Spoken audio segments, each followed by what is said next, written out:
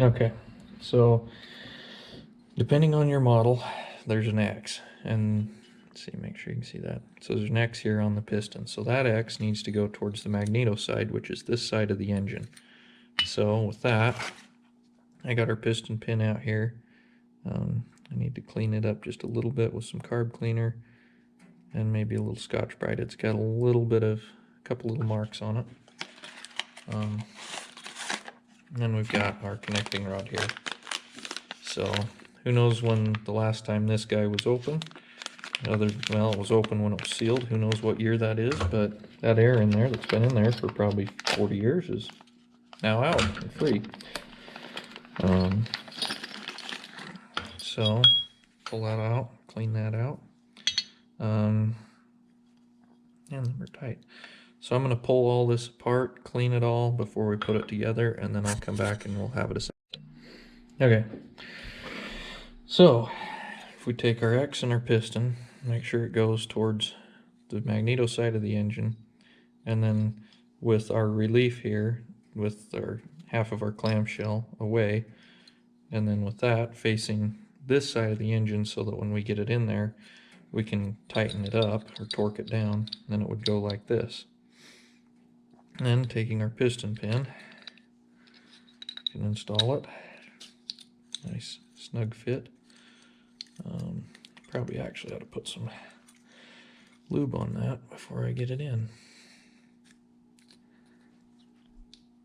for final installation here. Probably would be a wise idea.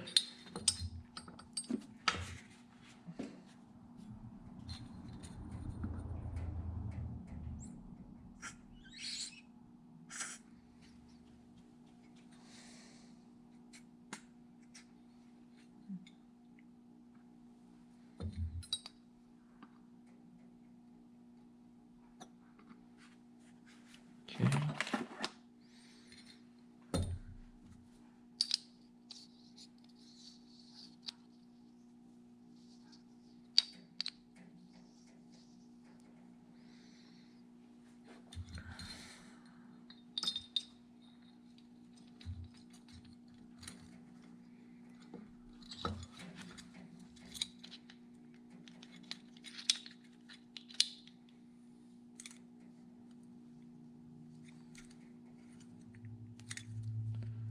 So then, just like that, everything's nice and tight. There's no movement like we had before.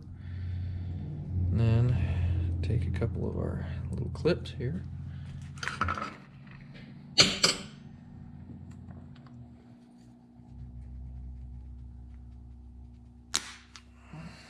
And then install them.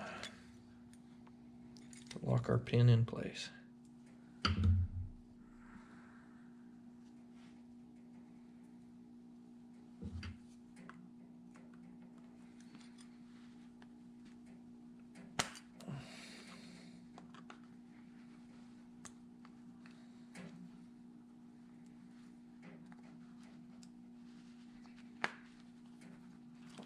Maybe.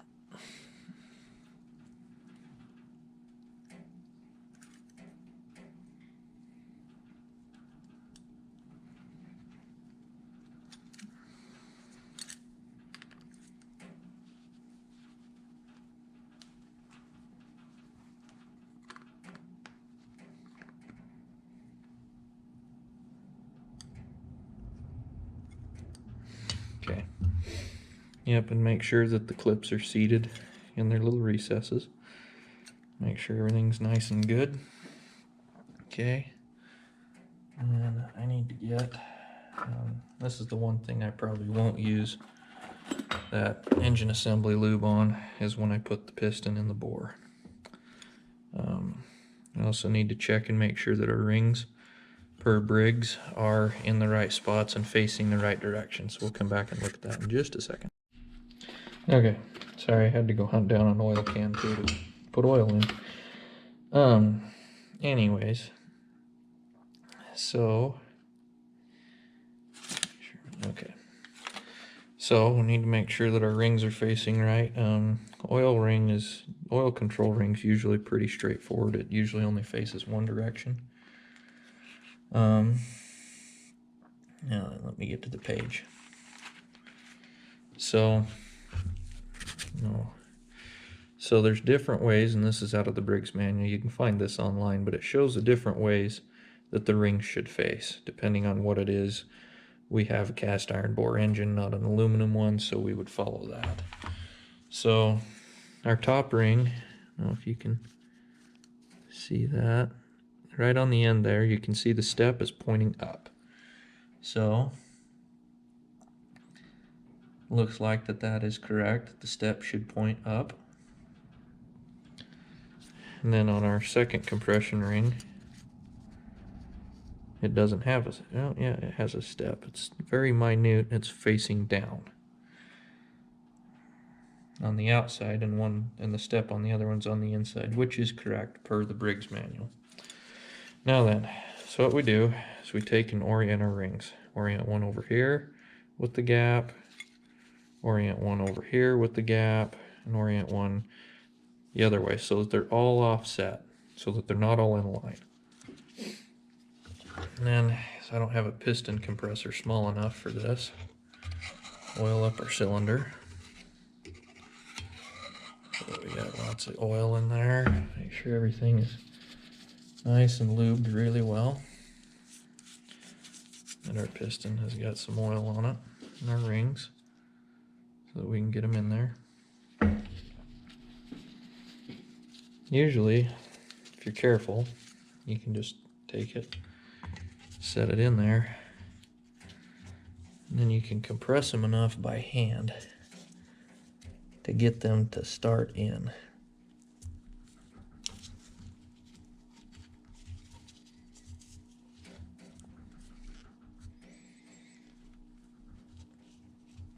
That takes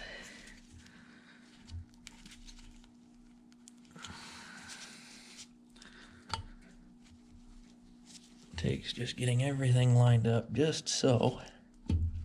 There's the first. Oh, man, my gloves caught.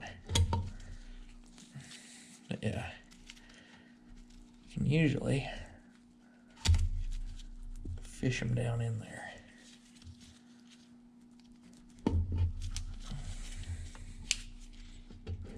Okay. There's that one, and then that one.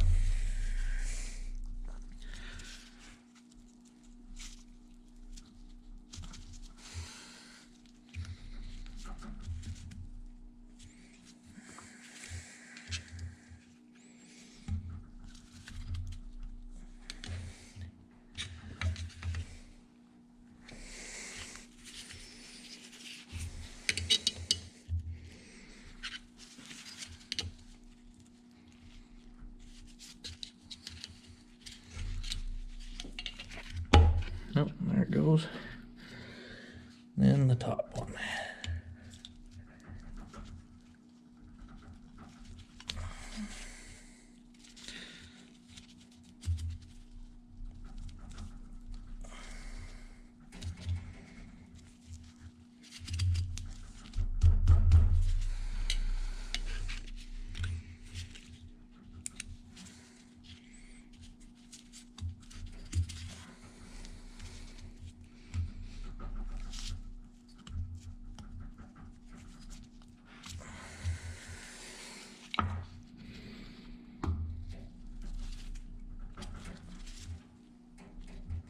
And you just have to be careful to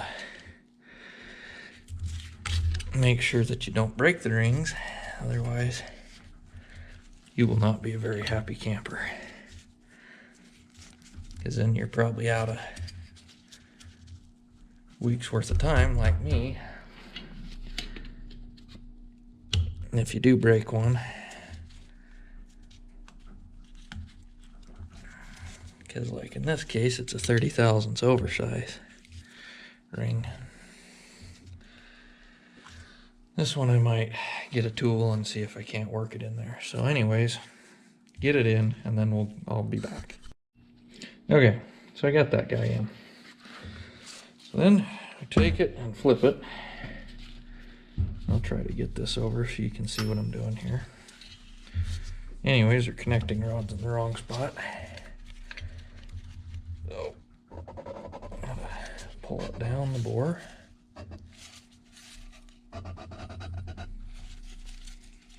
And we gotta turn it. Okay, so it's facing like so. Okay, next thing I need to do is I need to install this oil seal here. There's an oil seal in between the intermittent cover, or the reduction cover, and this guy, which was missing when I tore it apart, which explains why I could never keep oil in the gear reduction case, and probably why it leaked oil to begin with. So I'll grab that new seal.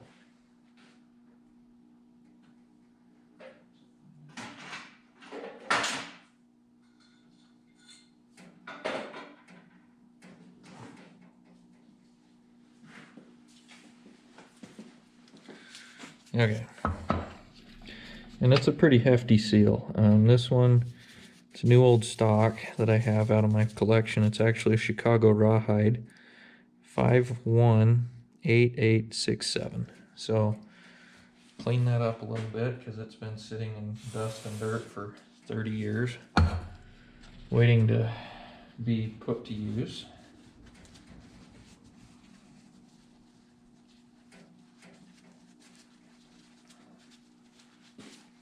Is kind of the fun thing of working on some of these engines is that a lot of them are just old, and you know, you can find the parts. A lot of times the parts are available, they've just been sitting on the shelf for 50, 60 years, waiting for somebody to come along that needs them. And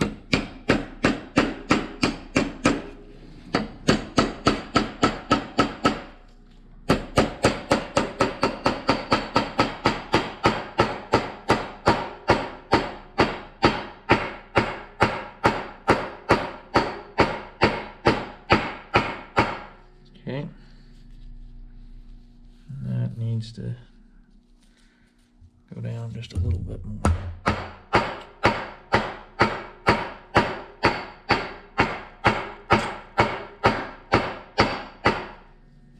Okay, and then let me grab that cover.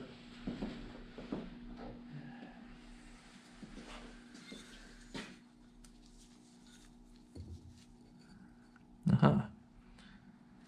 That cover won't fit with that on there. It's got to go quite a bit deeper. Okay, so let me get this installed and then I'll come back. Well, so I made a goof and it cost me a seal. So apparently this would be the right seal if it was not a gear reduction engine.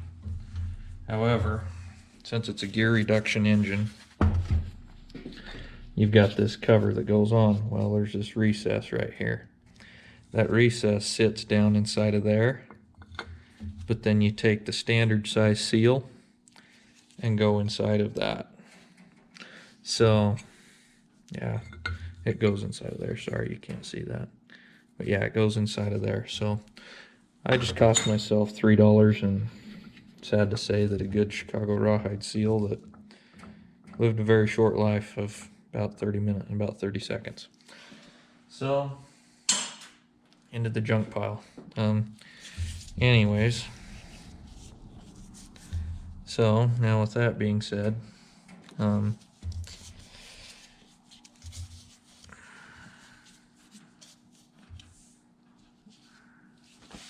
yeah. Okay, let me get some stuff set up and then I'll come back.